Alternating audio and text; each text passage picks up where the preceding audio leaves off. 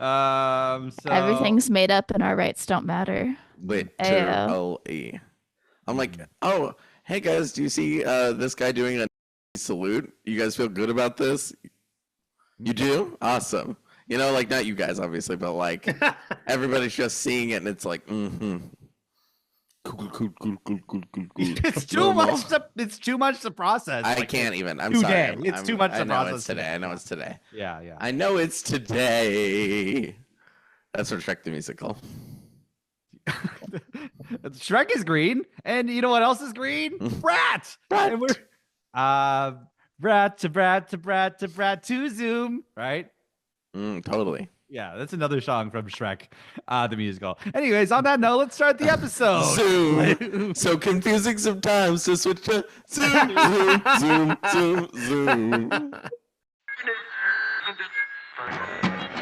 Remember that record that you bought me like 2 years ago? Well, I just remembered that it's sitting in the closet. So I called you up just to tell you I've been meaning to listen to that.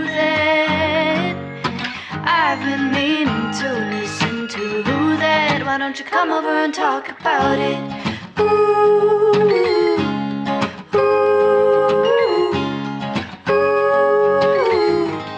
Why don't you come over and talk about it?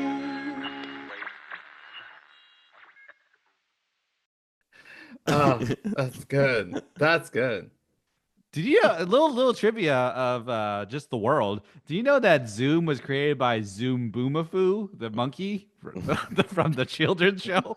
That's cool. But hi everybody, welcome to the show. Welcome to I've Been Meaning to Listen to That, the podcast where we go through albums we've been meaning to listen to and use that as a conduit to learn about each other and our guests. I'm Andrew Ambrose Lee.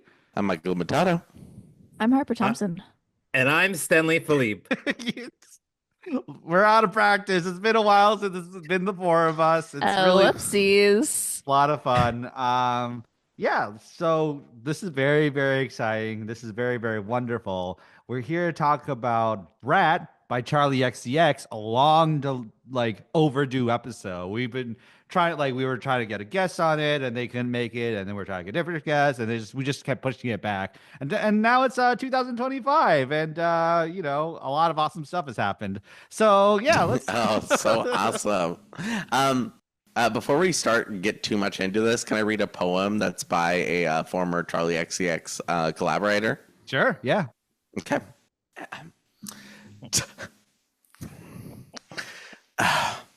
Sorry, I'm getting emotional before I read this poem. I'm sorry. I'm sorry. Feeling my joke. Yes, I love it. Tire mugs. Finish line with the fire mugs. Whenever starts over, run away. Shit on the basket, gotta spit like a bastard. After basher, do it like Dasher. Quarterback faster. He got a bitch over, watch for the raptor. Whip bitch go, but blow like the wind. Penthouse two rooftop, about the wind. Win out, win in a win out, win out, win in a win and a win out, win. Got who's on call. Got time to take a protocol. Just damn it, that's my protocol. Dismantling the Australians on Solano camera. I don't care who you are. No coming back, gotta give it to you raw. Pitchfork, that's for your joint. Gonna twist this beat. I'm gonna spring run joint. Straight crack, go pop. It's Iggy, not Jigga. Oh, okay, that's it. Beautiful. That's Beautiful. the episode. Yeah. Beautiful. So So this is good. Michael's last episode. And not his last episode. His third to so The last episode where I'm gonna have listen to the album though. yeah. So yeah, this is very sad, very bittersweet, but very wonderful. Michael is gonna be leaving the show as main host. He'll still pop in and out here and there as a guest or as a guest host. Whether he'll listen to the album or not, who knows? Depends if the artist gets my respect. This is a preview, by the way, for a future album. Yeah. So Album. So I yeah, hope there's not too many lens flares in the album. Wink, wink. Here, that's my little hint as to what the album could be that I'm not listening to. Babu Frick. This is Babu Frick's album. Yeah. I better get some weird green milk from a freaky cow before we listen to this album. Wink, wink. That's from one of J.J. Abrams' No, movies, right? that's Gracie Johnson. Oh, that's Ryan Johnson. That's Gracie Johnson. Some other Gracie Johnson is his daughter that wants to get into music. Yeah. She has Every director has a child named Gracie. Gracie Guadagnino.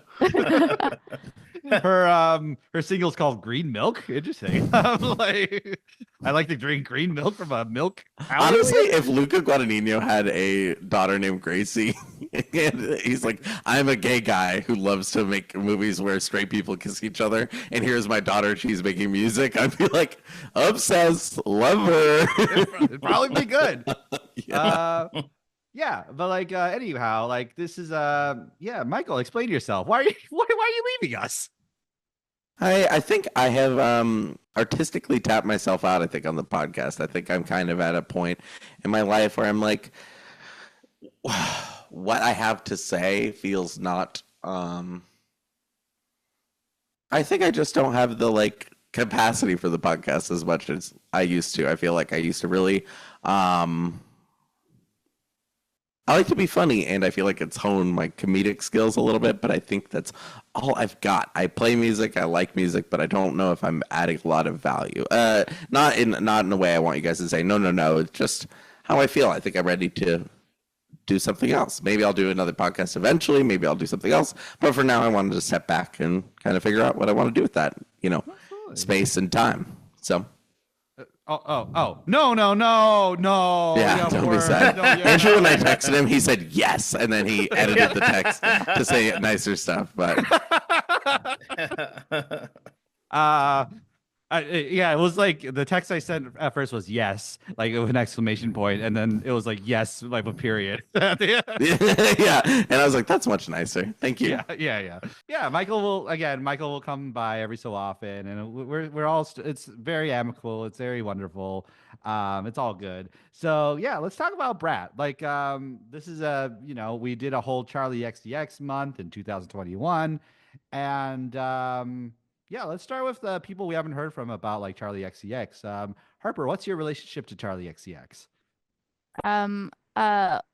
Long time listener. In a classic first time caller in classic Harper style. I heard her first on Gorilla versus Bear. Shocking to no one. The year was 2011. I just looked up the post. It's still there. The post is still there. It has an MP3 attached where you can download the MP3 of Nuclear Seasons, just the single.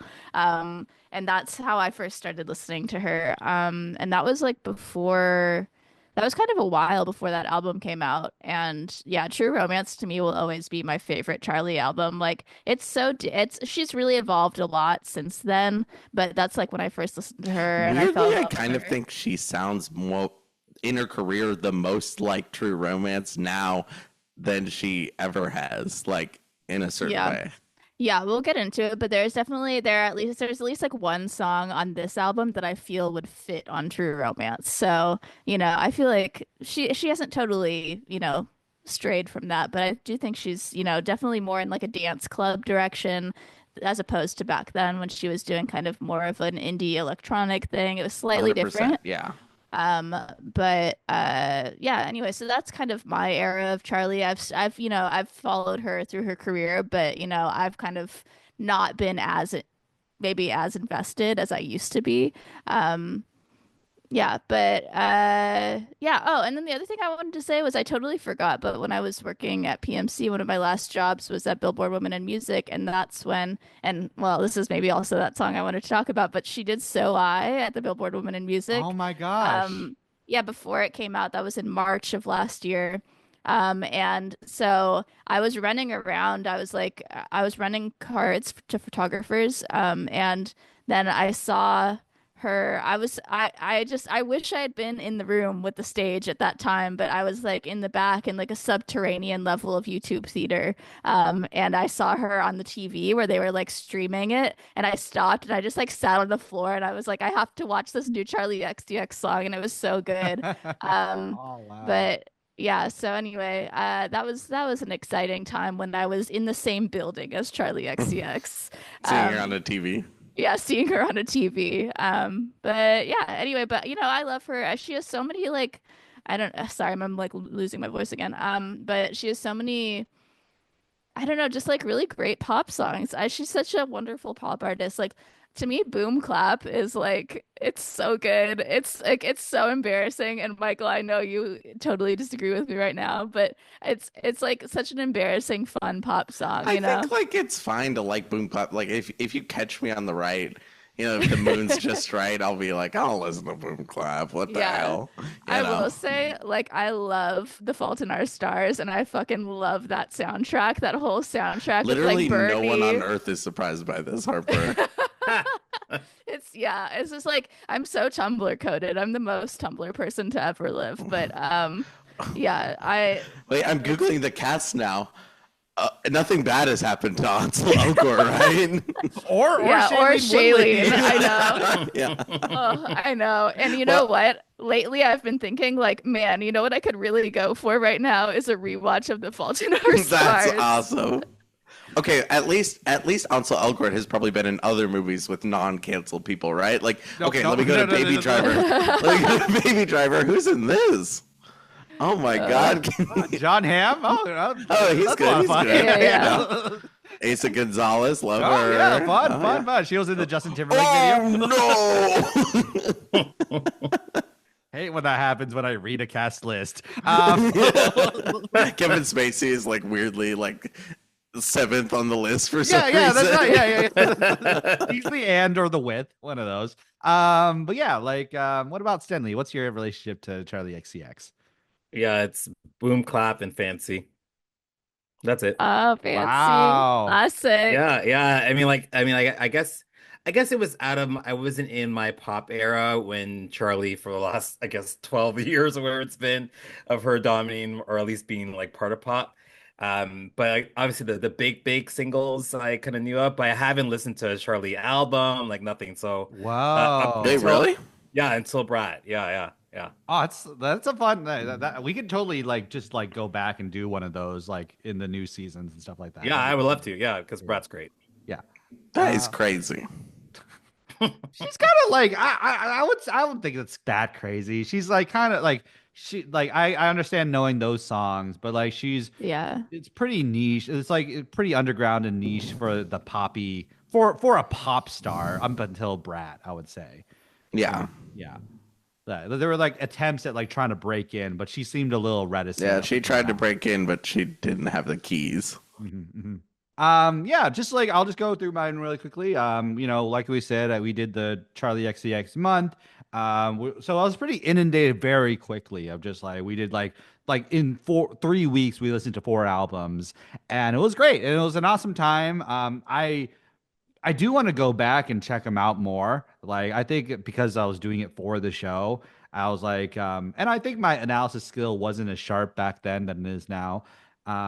So it'd be interesting to look at it again. But like, there's certainly a lot of songs I go back to. I like the more arty, like avant-garde Charlie than the boom clap Charlie myself. And like, this is a good compromise between those two worlds. And yeah, I just like I know it's like Michael cultural touch point. So like and yeah, like this album like is a masterpiece. It's a 10 out of 10. It's like just straight out of the gate. 10 out of 10. It's only grown on Spoilers. me the longer I've listened to it. So it's really wonderful. Honestly, the only thing I don't like about this album is that everybody likes her now because of this album. Oh, no. Yeah. Like, not to gatekeep, but it's like, Yes. remember when I spent like $25 to see her like 2 years ago? Like, that's not possible now. Like, I love people loving my artist. It's literally just a selfish, I want to see her for the price point. Right, that- yeah.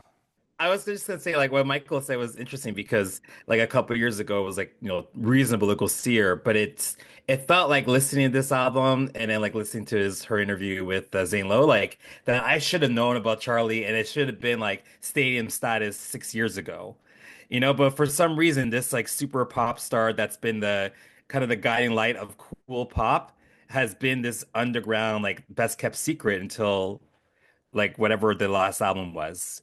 It's just I find it very interesting that she's the biggest pop star, but she was very attainable 2 years ago, and now she's like out of this world, new orbit pop star. Okay, literally during her last tour, I don't know if you guys know much about this, but like people were coming to her meet and greets, and like someone brought their mom's ashes, someone made her sign a douche.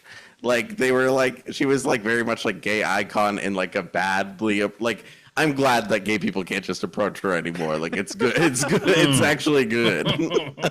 You know, the only gay person that's allowed to talk to her is like Troye Sivan. You know what I mean? Michael, what about you? Like, how is the Charli XCX, like, you already kind of went into it a little bit, but how has the Charli XCX stock risen or fallen since the Charli month we did? Ooh, since Charli month, it's stayed the same. It's very high. She is my number one artist. I'm Mikey XCX on a lot of platforms. I'm just a big fan. I love her. I think she's very cool. I think she's very like fun. She doesn't take herself too seriously, but she still takes herself seriously enough that it feels like art, you know? And her music is like fun. She's a woman, so she's allowed to sing. And like there's just like a lot of stuff that she adds to the world. She's clearly like a very easy collaborator. Everything she's ever done, like her mixtapes, those were basically just like her. I think you said this, Andrew. It's like ringleader of the circus, right? Like you can just like, okay, Brooke Candy, you're on this one. Okay, Cupcake, you're going to be on 3 of these songs for some reason. Like, you know what I mean? She just was like in charge of a bunch of people and everybody. She has a lot of repeat collaborators. Like, and I just think that's cool. Like, it tells me that she's cool in a certain way too. Cause you know, like some artists have so much beef with everyone that it's like, you guys will never work on anything ever again, like Azaelea Banks or whatever. I'm looking at the Azaelea Banks like Wikipedia page. Oh wait, I'm googling Azaelea Banks right now. Time to scroll down to enemies. Oh no! Do you think that time she wandered around Elon Musk's house is what turned him evil? Oh, brother, I don't care for any of those folks. Yeah, no, literally, Elon Musk, Grimes, Azaelea Banks, nightmare blunt rotation. You know. Yeah, but totally agree. And I think hearing the first couple singles to this, I think she's kind of a interesting singles picker. I don't know. I think with Crash, I was like, "Oof, you are picking weird, bad songs." And then Crash ended up being a good album. I don't know if I revisit it all the time, so it's not one of her greats. It's not one of her high points. But I think like Speed Drive being on the Barbie soundtrack into this, like she was bubbling up even as Barbie was like we were Barbenheimering, you know. Mm-hmm. So yeah, I was thinking about the singles too. If it's not too early to talk about that, because I love Von Dutch. Like I think it's a really good song and it's so fun, but I don't know if it's like really like super representative of the album. Like it feels a little bit more like, I don't know, like it sounds like Speed Drive, like the Barbie song, you know, it sounds like in between, like it sounds in between the last album and this album. It doesn't, you know, I don't know if that's just me, but I just think it's an interesting first single. I think, yeah, I totally think it's an interesting first single. It's almost like noise pop in a certain sense, especially as a standalone single. I think it works well in the context of the album and what the album sounds like. But when I heard it and I saw the music video, which is like her walking around an airport basically, and then she released that single and then released the Addison Rae version, I'm like, who's Addison Rae? You know, like simpler times. Yeah. Before I knew that she would make the masterpiece that is Diet Pepsi, you know? But it's like, I was kind of like, I could take or leave this. Show me more of what you got. Show me what you got, as to quote my favorite show, Rick and Morty. Yeah, after this, it was the Club Classics and Beat back to back, where the Club Classics, I was like, now this is a song. When I go to the club, I want to hear Club Classics. Club Classics. Yeah. Club Classics. Well, okay. Like, let's talk about then, like the lead up to this album, and then like Brat Summer. Like, where were you during Brat Summer? Like, were you in it? Were you kind of observing it? Were you outside of it? Where were you when Brat Summer was happening? Me? Anyone, yeah. It's like it's opening. I was in Brat Summer. I was having a Brat Summer for sure. Next. Yeah, I was kind of I would say peripheral to Brat Summer is what I would say. Yeah. Yeah. Next. I like that for podcasting. Your This turn. is so worse. I'm worst passing you the format talking ever. stick, Yeah. like the talking Next. pillow. You get the conch. Yeah, I ignored Brat Popcorn. Summer altogether. Next, no, but Michael, can I ask you for Brat Summer? So, as a pure Charlie fan, like, were you like, oh fuck, right, this is Brat Summer, everybody get in line, wear your green, or were you like, fuck off, if you weren't a Charlie fan 10 No, years? I'm for sure not fuck off. I'm very actually not to be like I'm a good person, watch me be a good person, but I did really enjoy seeing her just get so successful, and also like it's freaking fun. It's fun to have one color, and it's just like I'm wearing this color and encouraging people to like that's a funny thing to do over the summer. It's a Michael, funny bit at the very least, huh? you're a good person. Yeah, thank you, thank you. Yeah.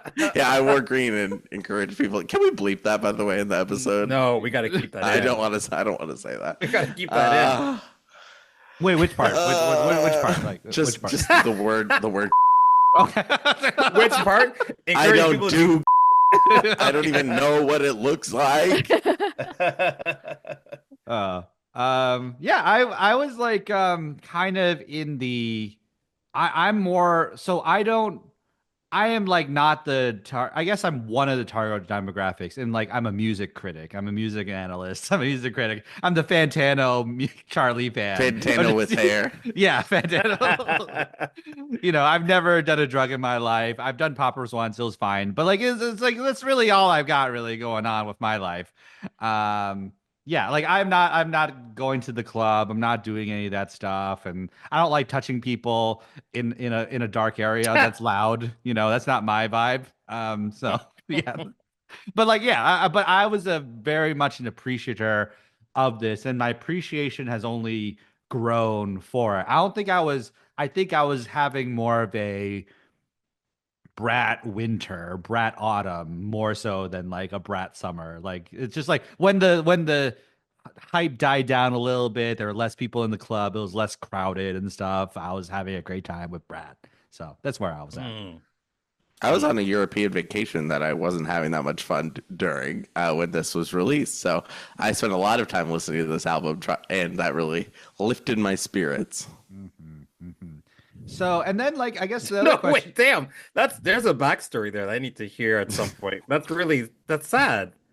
It's just I've learned not to do overseas trips with friends. That's all. I become a monster. Enough said. Yes. Enough said. Well, I become a bossy itinerary monster is mainly the issue. So that was the problem. It's because I feel Chevy like- Chase was there, on his European vacation. Yeah. I was my friend National Lampoon was there. Oh, You never know how a trip is gonna go with someone until you're in it. You know what I mean? Yes. It's like it's And yeah, honestly, it was mostly me just being like, why the frick did I think this was okay? I was mostly mad at myself. You know what I mean? Mhm. so you wouldn't want to rewind that trip. You want to like fast forward it. Sometimes, yeah, I would rewind to when I booked that cruise. But Yeah.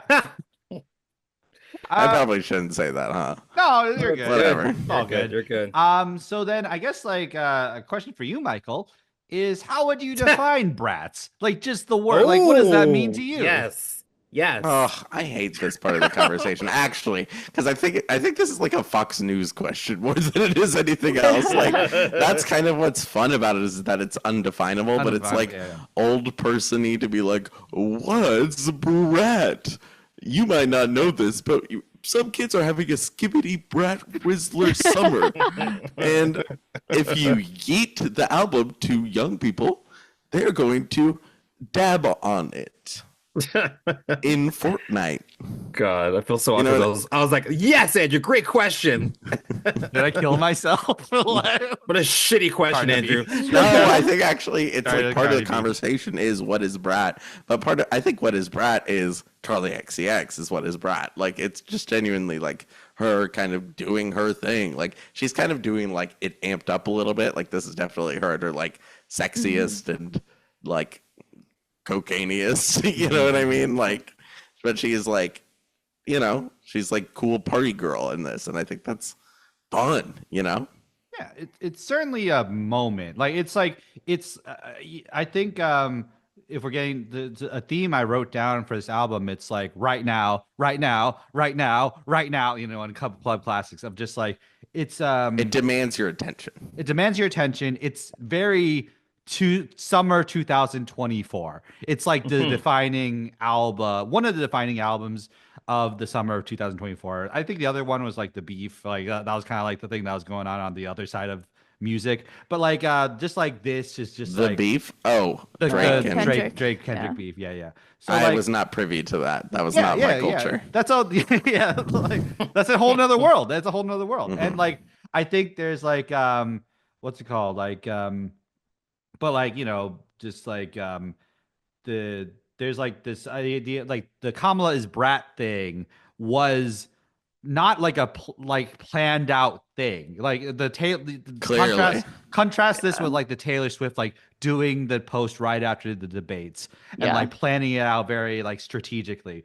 I think she was just like on like she was just on coke and she just like saw the news and just like tweeted that and then it became a thing on Fox News and CNN and stuff. Like it was very impulsive. It was very just like but it was like this idea of Charlie's journey up until his points as a like a cult like indie pop genius and then like the moment Wait, can I say something?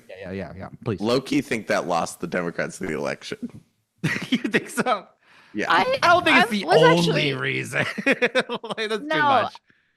I wouldn't say the reason, but I do think that like part of so like the algorithm feeds you like what you are inclined to like click on and engage with, right? And Right. so for me, like I'm so like my algorithm knows I'm gonna get Charlie XCX, like that's what I want to see probably. Uh-huh. And then I feel like when all of like the Kamala campaign became Brat themed, that like then I was seeing so much of that that I thought like, oh, this is gonna be fine. Like I genuinely believed like, oh yeah, everyone's on board with this. We're all having a Kamala Brat summer election campaign season, whatever. Like this is what because of how the algorithm works, like I I just got really all those believed same it. things. Yes. Yeah. And it was like coconut, coconut, Yeah. coconut. Like Exactly. Yeah.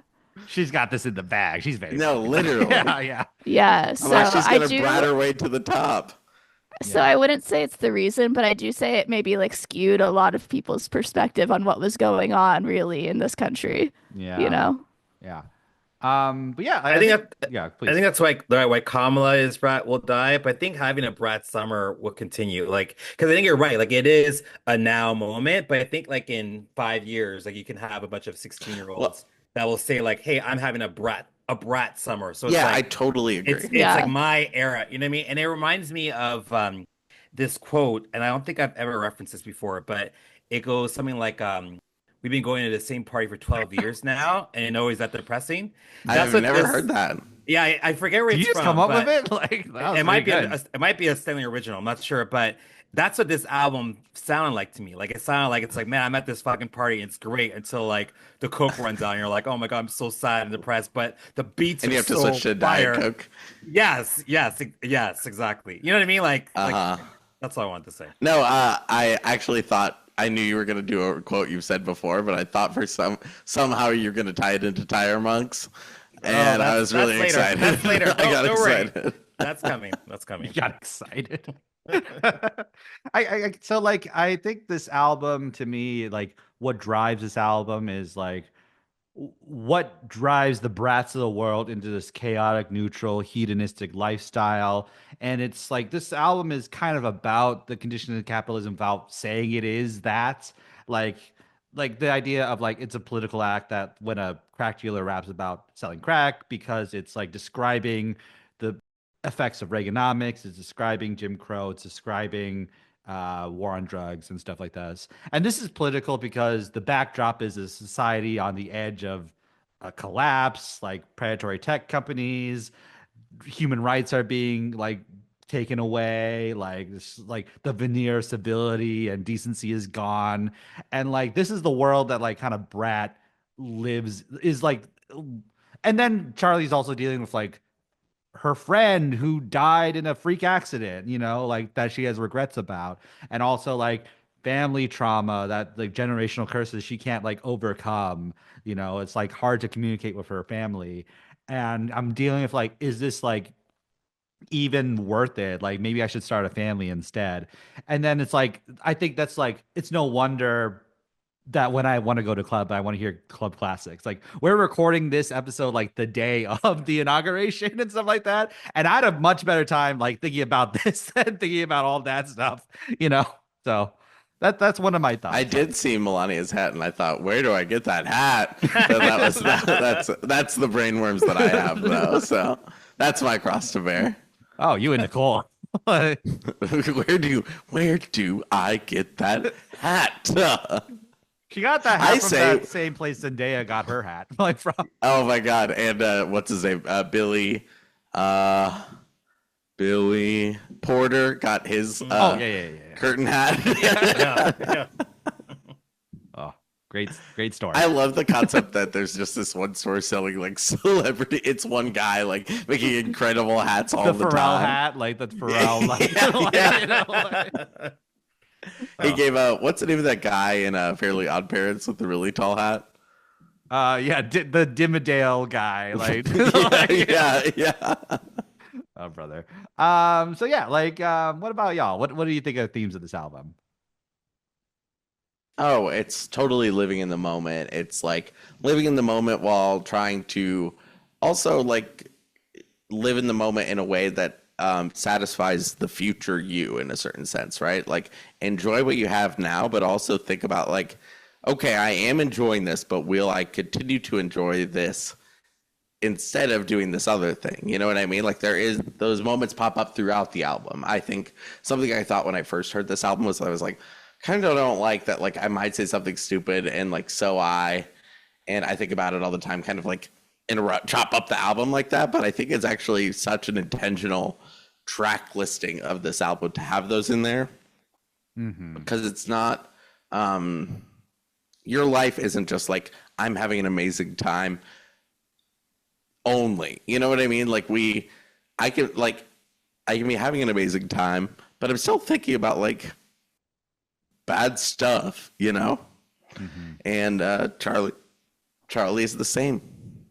Yeah, and I think for me, like this album, I experienced it. I kind of like digested it as one night at the club.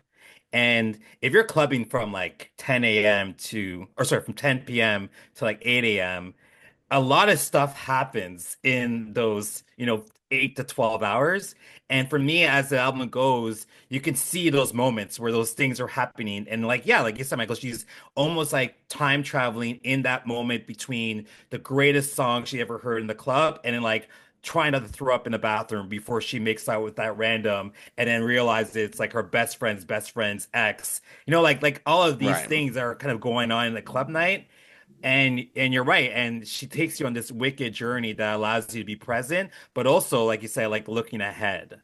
I think the looking ahead part is so vital to the whole experience because at some point you gotta like wake up from your stupor and like and do something different. Clubbing doesn't last all your life, you know what I mean? Yeah. Like but that's the reason why this album doesn't feel hollow, like just like yes. Party rocking to the house tonight. It's just like it's fun while it's happening, and then you're just like kind of like meaningless, meaningless hollow song in a way. But to the point where I have to like apologize for party rocking.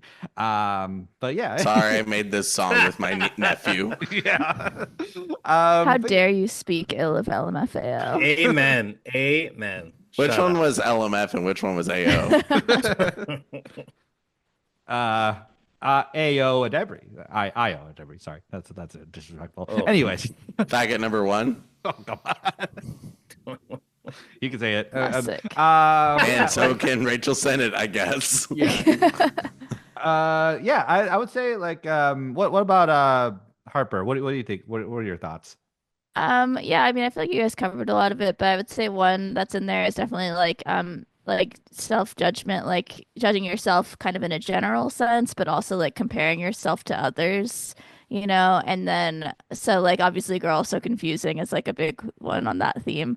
But Uh, yeah, but then also like, just like kind of in general judging yourself, rewind is, covers that. And then also like being perceived, I think is part of it. So like we kind of talked about how she's like grown more famous, but I think in this one she kind of talks a bit more about like, being a public person and, what that uh is all about for her. I'm literally obsessed with the way that she talks about her fame and is like, she clearly wants it so bad, and also by that same token, does not want it at all. Like, Yeah. when, what's it called? Oh, she wore this shirt, they don't make statues of critics. Like, that was like when she got a couple of negative reviews. I think it was not for Brad, it was for, It was for Crash, like just a single Crash. of Crash. Yeah. Yes. And then it came out and it got good reviews. And it's like, now look how stupid this looks. You know, you look dumb now. Like, you do. And she, like, kind of is able to, because I think she's like an in the moment type of person and will act not irrationally, but just acts on how she's feeling. Like, she would probably still own, like, yeah, I wore that shirt because I was upset about people criticizing the singles. They didn't get the vision, you know? And she's right. But it's like, you maybe don't buy They Don't Make Statues of Critics t-shirt. And then, Katy Perry just wore it recently for the 143. I'm like, you're not the same cringinista. Yeah, but that's exactly the difference between a real artist and a fake pop artist. Is that the pop artist says like, oh, well, this is gonna make money, I think, or someone thought this was cool once upon a time. Let me try to reproduce it. Whereas the real artists, they just do, and then they'll Right. deal with whatever They comes do afterwards, exactly, right? 100%. Yeah. Mm-hmm. Yeah. So that's why I love, like, again, like, I feel like I should have listened to Charlie earlier because this for me is like, the Frank Oceans of the world. This is someone that's like, okay, I know that there's a game here that I have to play in order to allow myself to do more of my art. But at some point, I'm not going to let the Charlie past is masters decide, right? Like, Charlie's about 1 billion times more prolific than Frank Ocean is, But which is good for me. but what I mean by that is like, like Frank clearly was like, I want my music, my art to be heard by a lot of people. But once he became part of the machine, then he's like, fuck this. And Charlie's kind of like that too, right? Like I think Crash was like her first album that was completely, I guess, A&R'd by her record label. And then the next album is this. Right. So it's like, all right, you guys, we did it your way, and clearly your way didn't work out. It didn't the work. way So let me do my thing. Yep. Let me That's do what it you my did. way, right? Like, and look, Frank does that too, right? Now Frank did it in a more One for me, one for you. Nothing else ever for the rest ever of time. again. Yes. But the intention of like the purity of your art, right? Like Charlie's like, this is me, and it's my shit, and you can't control my shit. And like all the GOAT artists do that at some point in their career. Mm-hmm. Yeah. And then to Harper's point, I would say like a big like motif in the album is cameras and mirrors. Like those are the two like kind of recurring motifs that are happening. I'm just like, I think with cameras, like I think up until this point, she seemed a little reticent to become main pop girl. She was always like subtly, she wanted this, but I think up to this point, she was a little bit self-sabotaging, a little bit like holding herself back. And then she's like, okay, I'm going to take the step now. I'm going to take the step that I can't step back. I can't take back now. I'm going to be famous. I'm going to be world renowned and this main pop girl. Like, and then like mirrors of just like so many references to mirrors. When you're in the mirror, do you like what you see? When you're in the mirror, you're just looking at me. I've been looking at you so long, and now I only see me. Talk to myself in the mirror, and I might say something stupid. She does like she looks at her face shape in the mirror and rewind. The Brat remix cover is mirrored. Girl So Confusing. She's looking in the mirror. She claims that this album's a mirror to society. Ugh. And then she's like, and then at the end, she does coke in a mirror. Like she does like coke lines of coke on a mirror, which is like combining the themes of mirrors and right now, like just like this, like, but she's like me when I'm doing drugs. Oh, this is combining the themes of my life. Oh, this is so artistic of me to be doing. But like she's like, I think the mirrors and cameras are like a shorthand for perceiving others through the lens of self, and also perceiving self through the lens of others. Because when you're a pop star, you're at the hub of depersonalization, derealization, dehumanization. Like yes, you're just a person people talk about. You're like look at her. Yeah. And you have to like play into it, but also like I think this album is like showing her humanity throughout it, but also like playing into like I think in Number One Angel there's a song called Baby Girl, which is like the first time we see her like playing with like I'm a girl on your poster, you know, kind of that. That's one of my all-time favorite Charli songs. Yeah. And yeah, it's just like that's just like something that I thought of. Like it's just great. I love this so much. It's so good. Yeah, I agree. On Rewind, especially, I think it hits on that. And I was really thinking a lot about "Piece of Me" by Britney Spears while listening to that, which is like another song that kind of uses that whole like kind of the sound like like an electronic sound effect, like a camera, I think, and like people gossiping audibly. But that one's also a lot about being a public person. Mm-hmm. Yeah. Let's go through some highlight songs right after this break. Click. Why did like Trudeau just like resign? Like he just in the middle of his thing. Well, that's what happened. Like he was forced out. Yeah, it was kind of like a Biden situation, but instead of being old, it's just people just didn't like Trudeau anymore, and he was refusing to resign like a year and a half ago, and then stuff happened, and fuck. So it's again too late because now it's like the elections are going to be in March, and there's not enough time to not enough time to get a candidate like a real winner. Yeah, any type of momentum. So anyway, that's and who else could ever be as sexy and liberal as Justin Trudeau, right? Man, 2015 Trudeau, you were on top of the fucking literally world. Yeah. I liked his blackface policy. Anyways, I knew you were gonna say that. Blackface policy. Everybody has to do it and take a picture. That way, I don't feel as bad.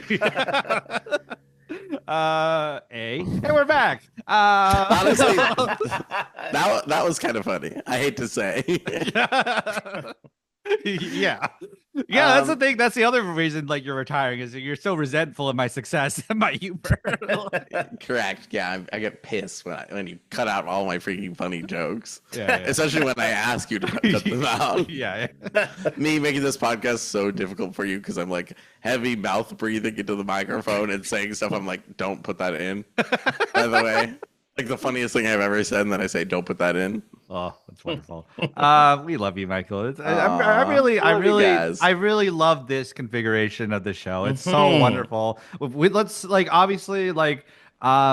keep doing it when we can, like whenever it's possible and when we're able to, and like when we're in the mood and stuff. But hey, everybody, welcome to the show. Welcome back. We're here to talk about Brat. Harper, Stenley, Andrew, and Michael. Everything is podcasting. And also, shout out to you, Harper. Thanks for making it. You didn't have to do this, like especially because you're sick and everything. Problem. We love it. I know. Now I'm just like trying to talk. No, but thank you for continuing to have me back. And Michael, this is proof that when you leave, you're never really gone. From this podcast. Over. Yeah, when you're here, you're Olive Garden. Anyways, welcome back to the show. We're here to talk about some highlights. What is a highlight song you want to talk about? Anyone? For me, I'll do my first highlight just because I'm not sure how much it'll be mentioned. Everything is Romantic was the first song I heard on this album where I was like, holy shit. Like when I was listening to it for the first time, I'm like, this is crazy. I mean, I really liked it on first listen. Like an album that's just like, it's a hit when you hear it, I feel like. But I kept listening over and over to Von Dutch, Everything is Romantic, and Rewind, like boom, boom, boom, boom, boom, boom, boom, boom, boom. Like I kept listening to them over and over and over, and I was like, I can't stop myself. Like I just am like. Did you? I think it's because you were listening to Rewind, and she was like, "Sometimes I just want to rewind." And I was like, back in. Yeah, I was being forced into the loop by Rewind. I didn't know that there was more album. I had to just skip Rewind to get to it. Real interstellar situation, unfortunately. Yeah. Actually, I listened to this album once, and then I got off the planet, And oh my God, 70 years had passed. Hate when that happens. Like, yeah, your classic. cruise, your European cruise was to like the wave planet, right? Like, Yeah, it was to the heavy gravity wave planet. That's right. Yeah, fuck you, Tars. What do you just call him? Fuck you, Tar. Me when I find out that my favorite conductor did some sexual assault. Oh wait, I'm looking up Lydia Tar's. Oh no! Oh brother. So yeah, like yeah. That. Do you think Lydia Tar would like the guys from Conclave? Do you think they'd hang? Okay, I'm gonna talk about the song now. Everything is Romantic is really, really, really good. I think like it encapsulates what I like about her, where it's like I feel like she gets so much joy out of life. Like I think like even when she's sad, I think she's like she's just like an experiencer of emotions in a way that I'm a little jealous of sometimes. Like I love to experience emotion, I love to be happy, but sometimes I'm like can be a little too mad about stuff. Like I wish I moved on from things as fast as she does. You know, good and bad. And I think everything is romantic. Like everything is romantic. Like it's like life is good. Like life is bad, but life is also good. You know what I mean? Absolutely. We contain multitudes. And I just really like this song. I think it's super catchy. I like Fall in Love Again and Again. I like the way it ends. It's like propane, propane, propane from like her Unlock It, I think is the song that ends like that. And I just like she has this like good like repetitive style that I really like. And I could talk about it too much, but I have a really good drag mix idea for this where I would do the first verse and then it would go and it would go like bad tattoos on leather tan skin, Jesus Christ on a plastic sign, and then it would go Jesus Christ again and again. Everything is Jesus Christ, and I would reveal to being Jesus Christ in drag. Whoa. I Yeah, love it would fun. be Jesus Christ over and over. Yeah. I've done none of this, including knowing how to do drag, but it's an idea I have.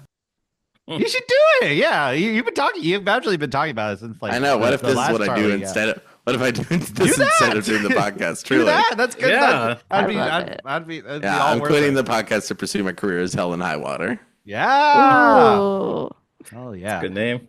I like the water being poured in the song. You know, and everything is Oh, yeah. romantic. The bloop, bloop, bloop, bloop. I think that's great. Yeah. What about you, Harper? What's the highlight song? Oh, wait. Are we done? Can I say Well, something no, about yeah, the because song? You guys have let's stay something? on this song because this was my number one. This was my Okay. highlight as well. Oh, I'm sorry. I stole it. No, that's okay. We all, I think Stenley has the same feelings too. We all love this song. But yeah, what I really like about this is it feels like if you took like a Pinterest mood board of like a trip to Italy and then you turned it into a song, like this is what it would sound like. You know what I mean? Like she's just like listing all of these things that would be like the individual images on your mood board. And it comes together so nicely in this like nice listy song. I don't know. I love But a list. The mood Yeah. board is Brat, like this like concept she made up. You know, like it's like Yeah. really awesome. Yeah. Yeah, it's fire. It's like I think Michael, what you said about knowing that it's a hit. I think she knew it was a hit the second she pressed record, and then it goes to all of these different places because she has the perfect foundation for it, right? So she has like the freedom of like I can fuck around with this beat and then try auto tuning that thing, and then like you said, the mood board is a really great description of what the song sounds like, and I just that beat sounds so good. Like I think it's like I wish I was The clubbing. production on this is so good. Yes, like I wish I was actually clubbing hearing this because it's like you want your ears to just explode, but Yes. in the best of ways.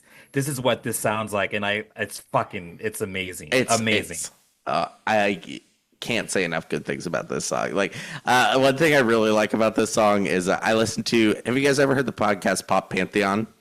There's Oh, I need to this check that New York out, yeah. DJ who does this podcast, and he did a Brat episode, and he talked about how everything is romantic.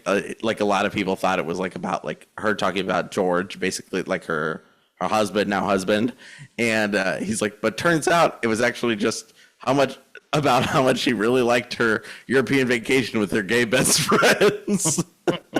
And he's like, one of which is Benny Drama. And he was kind of like losing his mind talking about how much she's friends with Benny Drama. Dude. And I was like, that's so funny. straight up when I was doing like Fashion Week stuff last year, like the people that were at all of the shows, it was like Benny Drama and like Mary Beth Barone and That's awesome. who's the boyfriend guy? You He know looks who I'm like talking Oscar about? Isaac. Yeah. Well, Yeah, he is really, the like one that younger, actually works with her. He's like one of her creative like directors. Edward Bluemel or Yes, something. yes. Yeah. Anyway, Yeah, the one with what a the. group! What a fun group! It seems like a really fun group. It Yeah, seems really funny. yeah. Like Charlie must be laughing and yucking it up with those guys. Oh, sorry. Stanley, did you have one that wasn't this one though? Oh, with Von Dutch. Mm. Mm. Yeah, for me that 1-2 punch of Von Dutch and everything is romantic is just like chef's kiss. Like again, Von Dutch is a perfect song. And I wrote down I wish I could see this live. Like I think it'd be so sick. I mean, Michael, I'm assuming you saw this live. Like what was it Oh like? yeah. What was it like? I was at the sweat tour. I was close too. I had a good spot. We got there pretty early. Oh my God, everything she was doing. It's so crazy because Charlie is basically on stage by herself. Like pretty much the whole time during the sweat tour when she's up, it's just her. And then Troy has like his sexy backup dancers, which is also really fun and it's like really dynamic. And Troy is a great singer, similarly impressive artist to see. He just doesn't have. She has she has like the superstardom. Like I don't know. Like she just gets on stage by herself. She's wearing like her basically like a bad mummy costume, like clothes hanging out, strips of cloth hanging off of her, and I'm like. Oh my God, Von Dutch went nuts. Everything goes nuts though. Like that's what I'm saying. Like kind of even like Apple goes off. You know what I mean? Like Yeah. Also just quickly, Von Dutch, like lyrically, I think this my second favorite lyric of the whole album is why you lying, you won't fuck unless he's famous. I just think it's just like a really funny thing to say to someone in the club. And then also I get money and you get mad because the bank's shut. It's just like again, I really like it's like her being so braggadocious in this moment, even though throughout the album she's very insecure and kind of realizing that fame may not be really for her. But in this like fuck you moment, it's like, hey, like I'm just so rich and you can't get like $5 to pay for cover because the bank machine isn't working. Like there's almost like a you're not me and you need to know this in this moment. Like and I kind of like it within the album. She wrote in her manifesto, that she made before Brat, like she released Brat, is like combining low art, high art, like high art with like celebrity drama. So like there's just enough like sprinklings of like celebrity drama in here. Like who's this song about? Is it about FKA Twigs? Is it about some other person? Is it about it is about FKA Twigs. Yeah. It's like and like Sympathy's Knife is the most obvious one, is like clearly about Taylor. That Sympathy is a Knife is my highlight for sure though. Like she's kind of building off the themes of Von Dutch. I love this idea of when she's like standing next to Taylor Swift, she like, thinks less of herself. And like she like kind of does the dehumanization that she like it's like she's not like a person on Reddit like complaining about Taylor like blocking an album they like she knows her, and yet she still feels the same way. She still feels like kind of that pettiness and that like I hope they break up, and like I don't like how this makes me feel. And I would feel that way if I had to be around Taylor Swift that much too, but it would be more acerbic, I feel like. Yeah, it's like, but like when you're like I think like because they're both pop stars, she's looking at Taylor through the myopic lens of self, and like any difference cuts like a knife. Any difference cuts like a knife, and it makes her miserable. It makes her like, why I want to buy a gun, why I want to shoot myself. It isolates her from her partner. When her partner's trying to offer sympathy, she's like, you're naive. I'm not paranoid. I'm not crazy. And yeah, I think it's just like, and like the backside, the flip side is Von Dutch, where she's like looking down at someone else and like, I'm better than you. I'm like, I'm this. I'm like, I'm this and I'm this and you're not. It's like she pulled a Chevy Chase on her. FKA Twigs. I'm Charli XCX and you're not. But like, yeah, I just think that's like cool. Charlie was filling up vials of cum for everybody and died of dehydration. That sounds like the way she'd go out. Like that sounds like something. That's how Chevy Chase canonically dies, by the way, in Community. Just in case you guys don't know. Yeah, that's. I like the split between these two, like Von Dutch and Sympathy is a Knife, basically. Totally. Everything's so good now. Even the stuff that I don't feel like is as lyrically strong, like Talk Talk is kind of like it's like fun. It's only fun, you know? Yeah. And it's like even like you can try to dig in the lyrics. It's a little bit like we don't talk for real. Like we have fun, but we don't talk for real. Like that's basically it, you know? Or I want to date you, and we don't ever get to say it because we just, we don't say it. And that's sort of a fine theme for a song, in my opinion. It's very elementary in my opinion if I'm rating it.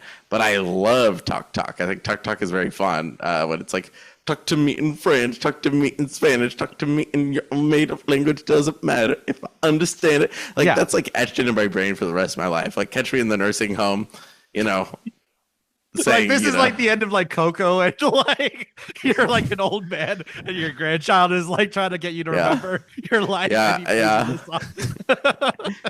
He gets out like the DJ like booth spin table, I'm like a decrepit grandma. Yeah. Oh yes, poppers. I remember. Yeah, put the poppers on the ofrenda for me. Remember Charlie, even when you're far away. Remember Charlie. What was I gonna say? Like, I think like, I like the thing about Talk is just like sometimes fuck themes, fuck deeper meaning. It's just like my girlfriend. She was talking about like I was talking to her about Sympathy is a Knife, and she was like, I didn't even know it was about Taylor Swift. It was just like so enjoyable as a song, as syllables, as just like noise, like it works both as like something you want to study, something you want to like enjoy as a Fantano guy, like as a bald-headed weirdo, and something you want to just enjoy like in the club as a bald-headed weirdo like George, You're really holding your hair privilege over him a lot right now. It's the only thing I have over him. Like he's so much better than me. He's so much better than me. Yeah, Michael, what's another highlight you want to throw out? I'm going to say 365. I think having such a fun remix of an earlier song on the album and not calling it like remix, like it's clean, Drop the remix. It's cleaner. You know what I mean? And I don't know. It's so fun right after I think about it all the time. Like, should I have kids? No. Like, I mean, yes. Yeah. And it's such a great way to go out. I think 365 she uses her voice as like an instrument so well. Yeah. Yes. The bumping that. I'm gonna start my Brat January. Brat January is starting right now. Yeah. Yeah. Yes. Brat January 6th. I feel like 360 and 365 like just like really like bookend the album so well, because 360 I feel like as the first song on the album is like, this is what we're doing here, it's kind of like a thesis statement, and then at the end it's you're wrapping it up again with essentially like the same song, and this is the whole thing, and this is what we're doing this Brat summer or Brat whenever you're listening to the album. Yeah, for me, like the because I listened to it as a club night, like this is, I think about all the time is them sobering up for 2 hours in Vegas and being like, oh man, like should I be maybe doing something else? And it's like, nope, going to the next club at like at 4 p.m, and you're there till who knows when, so it's perfect, right? It's like the 24/7, 365, all Coke all day, like it's just what you want, and so it like you said, it bookends the album perfectly. Yeah, it's a great spine for the Brat world, because there's like 360 remix, 365 remix, and then Club Classics, which remixes both 360, 365, like, which is like, it's like it's like a motif, like the like the whole. Yes. And I love like we're talking about like her voice as an instrument. 360 has the best of them, like the bump of that. I'm everywhere. I'm so Julia. 360. I don't fucking care what you think. You know, just like so many, like every line and every instrumental choice, every melodic line is sticky, and they do it again with the 360 remixes, in my opinion.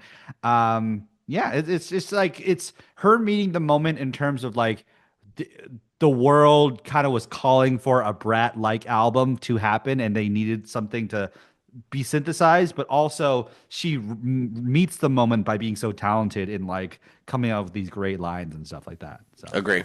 I want to shout out So I also, just like, I know I already talked about it a little bit, but like as far as like the three slower songs on the album go, you know, I might say something stupid, So and I think about it all the time. Like I just think that's the strongest one.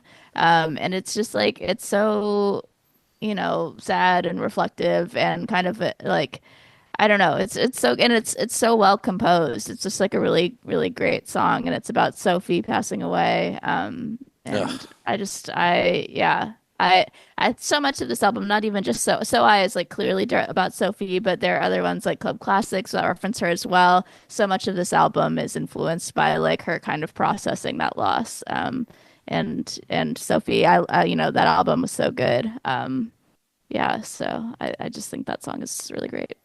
Agree. Yeah, it has my favorite lyric of the whole album when she says, "You're a hero and a human."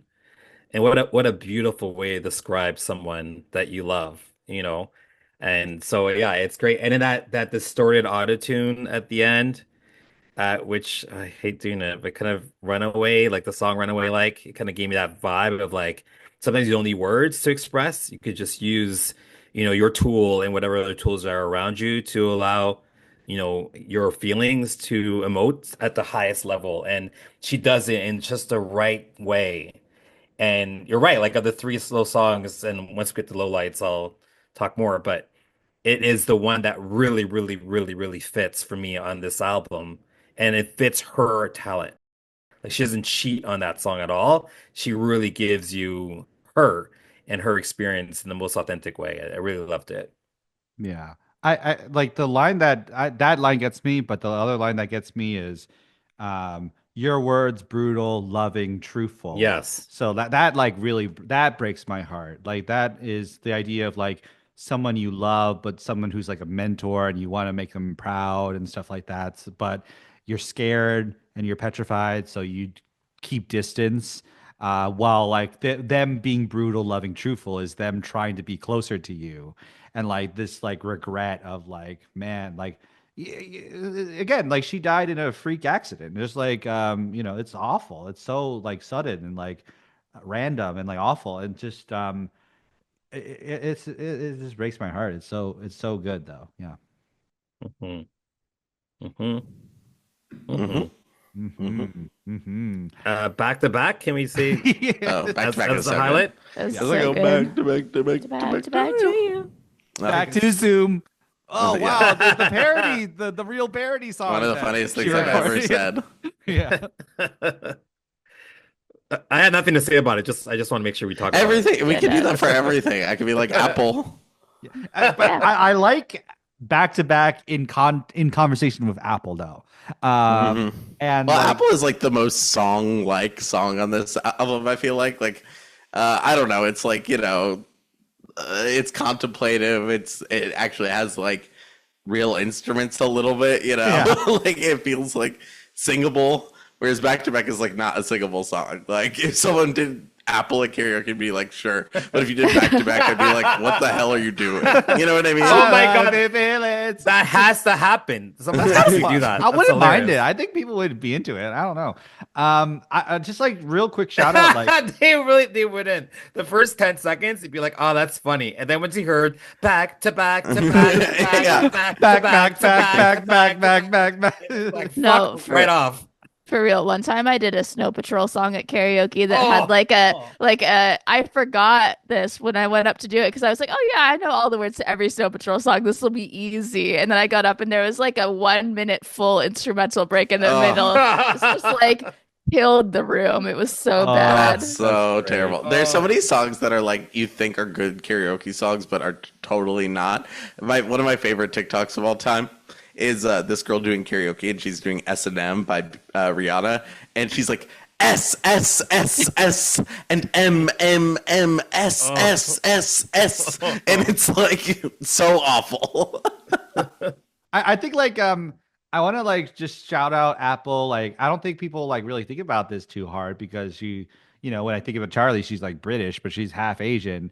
And like I like this idea of like looking at Apple from the context of like, oh, like an Asian parents, like kind of like this, oh, with this generational divide, oh, this generational like, oh, we don't understand each other because our cultures are just so different and stuff like that. And you want to be understanding to your parents' pain, but also like it's so frustrating and like, oh no, am I like them? Like this whole thing that's like really because she's very coded British. So so let's go Uh, yeah, sorry. Go ahead. Knowing that she has like Asian parents that are like strict on her that she's talking about, it like tells me so much more about Charlie that I think before this album cycle. Let's go through lowlights. We can circle back to some highlights in the stray observation section. Any lowlights of this album? I might say something stupid. Ooh, I kind of agree. It's just like that's a again, low light for the album for sure. But yeah, it's good. Yeah. yeah, just for me, like if you're at the club, like you don't want to hear that Yeah, when yeah. you walk into the club. Like it's just like, we just started, the drinks are flowing, and that one friend disappears like Yes. at 11:30, and you're like, where were you? And like, oh, I don't know, I'm just not feeling it. You're like, we just fucking started. Like that's Yeah, that's yeah, what that sounds like versus so I get it. At that point, like it's been like hours and shit's happened and you just got the bad news, and like I get that point or that feeling. But I might say something stupid, just took me out of it, and Talk brought me right back in. So Mhm. for me that was low light. I like this song. I think it's the quiet humiliation of being like a mid-tier pop star, like at her point in her career at this point. This is how I feel about like this is how I feel when I'm like at places like the Second City or the Annoyance, and like these people like I perform at a show, and like then like the people who know each other for like 10 years talk to each other. I'm like, oh, I guess I'm here too, and like this which is why I feel more comfortable in a setting like this where like I'm creating my own world. I'm like connecting with like-minded folks and stuff, and like enacting my vision in this way. So I actually like found myself accidentally relating to the song. So Hmm. yeah, yeah. Hmm. Hmm. Hmm. Do I have a low light? I don't think so. I think it's all good. I think it's every song is great. Harper, do you have anything? Yeah, I kind of feel like I think about it all the time, which is the other slow song. I get it. I totally get it. I'm a 30-year-old woman. I fully get it, you know. Yeah, I feel like I don't really have to say more than that. But and a lot of this album is just saying kind of exactly what she's thinking literally. But Hmm. on this particular track, it just doesn't work for me that well. Like it's like, yeah, okay, you're at an age where your like biological clock is ticking, and for me it just like doesn't work that well, and I feel like musically it's not as strong as a lot of the rest of the album. So this one's just like a low light for me. It's not bad, it's just not as strong as the rest of it. Mhm. Yeah. Yeah. I think it's intentionally way more on the nose than the rest of the album in a certain way, but totally agree with what you're saying. Like I totally get it. I don't know. Even these lowlights, I'm like, it's not gonna hurt my score. You know what I mean? Yeah. Like it's just not my most favorite, but Yeah. like it's interesting. So I'm glad it exists. You know? Uh, Yeah. I would suppose like if I had to pick a low light, I would say Mean Girls is like this. I even though I think it's awesome instrumentally, and like I'm just thinking it's about the girl who was on Succession, but also interviewed Alex Jones. Like it's just like we have to sit with that. Like just like, oh, all right, you know, like the person who Sometimes said we're friends with bad people on accident. Oops. Yeah, I can't relate to that at all. Like on this show. What the hell? I wasn't talking about you. So yeah, like uh, Wait. Can you say their name and we can bleep it out? it's you. Anyways, What the hell? What the hell times two? yeah. What the hell 6'5"? I do like the line "Worship Lana Del Rey in her AirPods." Great lyric, Yeah. amazing. I like that a lot. So This, I I mean, Oh, no, you go. You go. Go ahead. Oh no, I was just gonna say the line for me in Mean Girls, that just kills me is you said she's anorexic and you heard she likes when people say Yes. it. Like Uh-huh. it's so there's something again bringing it all back to Tumblr that's like so like 2012 like pro anorexic to me It's in a so, way you think that I'm is skinny? yes. And it's like to me that's just something that speaks to me so specifically. I can't it does it for me. So I really like yeah. it. Just like a little funny observation, like the more vulnerable she gets, the more British she sounds. Like, just like the more she Yes. sounds like Yeah. Peppa Pig or whatever. Just like I think about it all the time. She sounds very British, and like not even like there's some songs where like 365 she sounds very British, but she's kind of like herself, like her authentic self, and like that's another version of that too. Um, I read a comment from like Las Culturistas. I watched the interview of like Las Culturistas. It's very funny, very good episode. But like, they were like, there's a comment that said like she's the most like LA sounding British person ever. Like, it's a really funny way to That is think funny. of her voice. Yeah, I hope Bowen said that. yeah. In in his own comments, like you just like type that. Oh, it was a comment on the Yeah, it was a comment. Yeah. Yeah. Any other share observations though you want to talk about?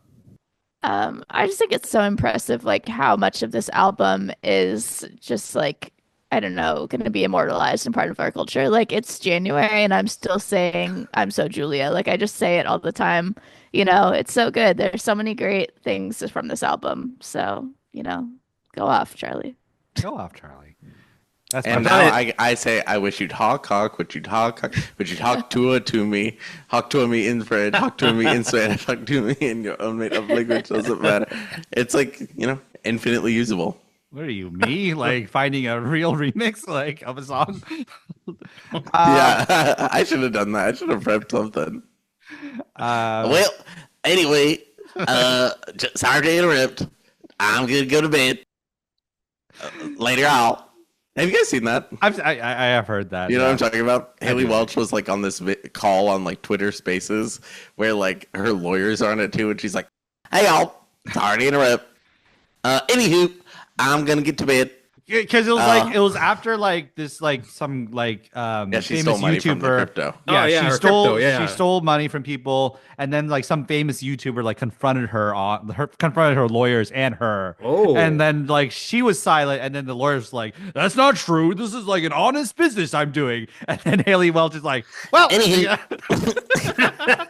I'm gonna go to bed. Oh my God. So funny. I like I want to shout out 365 as a sequel to Visions from How I'm Feeling Now. Like the because in How I'm Feeling Now, that song Vision, she was like, man, I watched that movie Project X. Speaking of Harper coded things, I watched that movie Project X, and we're in the pandemic, and this sucks being in my home all day. This is what I imagined for us, and she plays like this club music at the end of the song. And like this is like the real thing. Like now we're outside. And now I'm here as a bona fide pop star, and like that's pretty cool. So yeah. That's fire. That's fire. Nice. What about the cover? Because I was listening again to that Azaelea interview, and she's saying like he asked about the cover and how iconic it is, and then she just said, well, basically we were trying to save money, and so we thought no photo shoot, like just Brat and then the green, and then that was it, and it's just so incredible. And I don't know if like with Brat would have worked as well with like an actual. No, actual I agree. cover. I think it's Right, like, very It's iconic. iconic. Yeah. Also, that kind of seems like a lie. Charlie seems like a little bit of a liar, and I'm Okay. gonna say that seems like a lie. Okay, you're calling She bullshit. said in the So I remix, like I lie all the time, basically. Like it's Yeah. it's Also like the manifesto that we just saw like a week and a half ago. I'm like, I believe that's real. I believe that's real. I don't know. Yeah, I think that's a little bit like Taylor Swift saying she wrote the patriarchy keychain, 15 as a years kid. ago. Like, Like, yeah, like a right. little Okay. Republican child, like whatever. Yeah. and now as a Republican adult, she's really feeling the same way. No, it's just I just feel like, oh, me being able to accurately predict things. Look at these letters I mailed to myself that have the date on it. Like, Yeah, like that's kind of what it's giving. Right, right. Okay. I do buy her as a visionary though. Like this clearly is a work of a She's visionary. clearly Like a visionary. She yeah. just like self-immortalizing in a funny way. I Yeah, think yeah, yeah, yeah. it's like me when I lie a little bit. Yeah. You know, Calling no the biggie. paparazzi on yourself in a way. Like Yeah. to make that picture of her in the t-shirt right there, you know, like Right. yeah. Yeah, I feel that. I don't mind it. It's charming. It's like when SZA lies. I love when SZA lies. Yeah, yeah. Like she said, she's never seen TV one time, which is like an amazing lie. It's so not true. Yeah, I like the idea. Like, just real quick on like this is my last note. Just like the cover is such a great like because it's like so compressed, and then when you like enter the world of Brat, it's so expansive and it's so big, and like there's so many characters in here, and like it's just like it's just like this exploration of this flawed femininity and this flawed feminism, and just like she's not trying to be a role model in any way. She's just trying to be herself, and she's pardoning, but she's also like thinking about these big things and these big lofty ideas. It's great. I just like it's a perfect cover. I think it's this is perfect, and like the fact that like when you look at the Brat cover, it's like you can go like I can do that green text, like green background and like blurry text, like I could do that. Like you could like put it in a text generator. You didn't think to create it though, so that's why she's a genius. That's why she's brilliant. Is my point. Yeah. So It's Yeah, like Ed Ruscha. yeah, yeah, it feels like both inclusive and exclusive. Because like what you said, like that inclusivity of like, well, anyone in theory can find a color and the right text and then put it on a cover and call it a day. But also like if you're if you're in LA and someone just handed you a flyer and it was Brat in green, no address, no imagery to show you where it might be, you just gotta know. And if you know where to go and you're at the best party ever. But if you don't know, there's no way you can stumble upon the Brat party. And Right. is that not the most Brat thing ever? Like to like not be able to go to the Brat party. So I yeah, think that exclusivity makes it really, I think what Charlie, from my like very limited interactions with her, that's what I feel like she's trying to convey here. It's like I'm in this club that like both a club and a club that no one else has access to, but I want you all to experience it because it's so good. And once too many of you experience it, I'm gonna fuck right off and do something else because it's just Right. not fun anymore. Mhm. You know? Yeah, because like the she said in the interview she got a lot of inspiration from like Supreme and stuff. Like I think we're referencing the exact same interview, Yes. the Zayn Yeah, Lowe yeah. interview, Yeah. where like she wanted like so it's like creating like racketing up desire of like, oh, I want to be in Brat. I want to be in this Brat world. Tell me how to like understand this stuff. And then once you're in, it's very inclusive. And like the parallel that's interesting is motherhood. Like this, I think about all the Yes. time. Like she looks at her friend and she's the same, but she's different. She understands something she doesn't. And she's like on the outside going like, ooh, maybe I'm missing something. Like, oh, even though she's the conductor of this world, she like this Brat world that's so like brilliant and wonderful and stuff. So I think that's awesome. Yeah. Yeah. So let's go through final thoughts and ratings. The way this works is we'll rate this out of 10 with a fun metric at the end, unless anyone has any other stray observations they want to throw out there. So, Nope. okay. No. So, yeah. No. Let's go through final thoughts and ratings. The way this works is we'll rate this album out of 10 with a fun metric at the end. I already kind of said my piece. I think, like the thing about it being like expansive and like compressed at the same time, it's so excellent. Just like it's one of those pop albums that like defines a genre, defines a year, defines a summer, while also feeling like it creates like vocabulary for the world we're living in and trying to navigate like these feelings and these challenges and like just like um memes and stuff like that, while also like um feeling like it was always there. Now that it's out, it feels like it was always there all along. And it's just like yeah, so I think I think it's brilliant. I think it's a masterpiece. I give it B10B out of 10. So Nice. yeah. I like that. I'm always been a big fan of Charlie. As chronologically this is my third to last episode, but my second to last in recording, and the last album I'll actually be listening to before we talk about it on the show. Like this. What did you say? I don't know. It's fine. You don't have to listen to it. It's okay. I can't wait for that episode. That's my must-see TV. Patreon that shit, because people are gonna want to watch. I know a little bit. Andrew is gonna be mad at me but I do kind of think it's funny, and I'm gonna do it. I might just like read the lyrics and be like bad. Like, that'd be fun. Okay, I'm previewing my thoughts a little too early on this. I'm gonna give this album. I love Charli. This is amazing for her. I'm really happy for her. I can't wait to see what she'll be doing next. I know she's gonna be doing a little bit of TV, a little bit of movies, a little bit of other stuff. But I'll always be here for her music, especially. And this was no exception. I'm gonna give this 10 talk to us out of 10. Yeah. Yeah. His legacy. Michael's legacy. Like, yeah. What about you? Immovable. Actually, no. You know what? I'm gonna give this 10 tattoos on left-hand skin out of 10. Great. Yeah. Yeah, I like it. I think it's a good album. Good stuff. Love Charli. I'm gonna give it 9 out of 10. Holes put in your head. Oh. Nice. Wow. And I'm gonna give Michael 10 club classics out of 10. Wow. That's it. What? Okay. Yeah. Yeah. So this is like so that was a review of Brat by Charli XCX. What a wonderful episode. I had such a I had such a blast, like hold on. I had such a blast like being a part of it. Yeah, so like I think yeah. Oh, the green hearts. That's so the Brat. Brat hearts. Yeah, like more Brat hearts. I like if you're just listening to this, by the way. It's like us just being like, whoa. Rocket ships. Oh no, I gotta do one. I got nothing cool. Yeah, yeah, like yeah, that was our review of Brad. Like this is our so obviously so obviously like Michael's gonna be on one more episode. Hats, get it? No, okay, never mind. Sorry, you can go ahead. You know what? Stenley, you send Michael off. What do you got? Like, you do it now.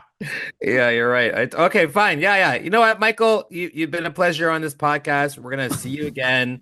This is the foursome. What is it again? 4 generations make up a family, and we are 4 generations, and we are podcast family. So let's wrap this shit up. Nice. Follow us on Instagram, IBM something. What? Follow Michael on his Instagram, Harper on hers, Andrew on his. Yeah. Stanley at Snap a Sten. I guarantee I'll give you a follow. And also, pay for Patreon. Patreon's cool. It's so sick. And we have more episodes coming out, more podcasts, more life, more fire, and more brats. Brats! Well, I do want to just say, like, yeah, like, obviously, like, you're going to be on one more episode. But I feel like it's inappropriate to bring it up on the episode where you didn't listen to the album.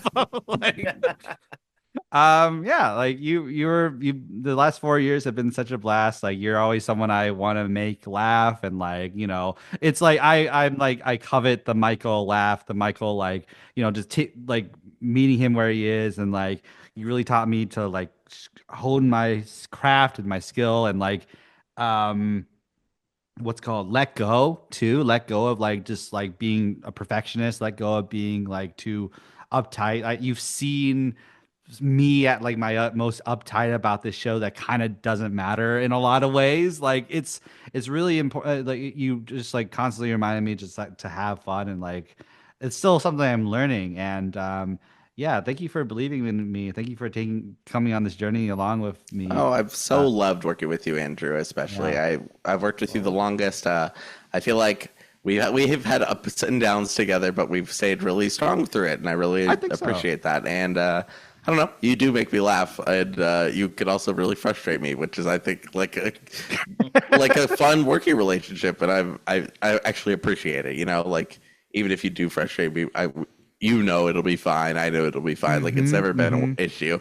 Sorry, I don't want to say that as like my going away, but that I just wanted to say like I do appreciate our ability to communicate and work together. It's been really fun and really great. So yeah, absolutely. And like also, oh, sorry.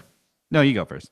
In response to what Stenley said earlier, the foursome. What are we, Harper in college? Classic. I think it's so fun. I could not believe that was so surprising. Like I just she's an LA woman, you know. Like, yeah, you're right. Yeah, no, I just anyway, but I enjoyed the Doors that. wrote a song about you, an LA woman, you know. That's so true. Okay, what were you gonna say, Andrew? Sorry. I don't know. Anyway,